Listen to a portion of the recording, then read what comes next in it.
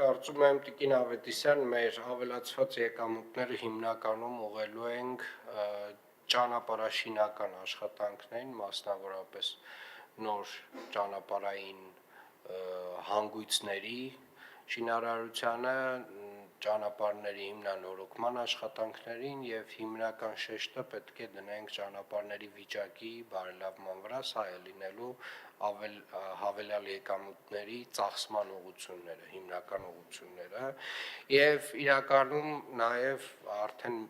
կարծում եմ մի որոշ շրջան անցել ենք, որպեսզի անդրադառնանք եւ հասկանանք օպտիմալացման ինչ հարցեր ունենք եւ այդտեղ հաստատ շատ հարցեր են բացվել եւ երևի թե կարտապատվիրակենք այդ ծառայությունը, որպեսզի կողքի աչքով մի հատ մեր ներքին process-ներին վերլուծություն արվի մեր ներքին process-ներում, հասկանանք որտեղ ունենք անիմաստ մեծ ծախսեր եւ այդ ծախսերի վերաբաշխումներ նույնպես պետք է իրականացնենք։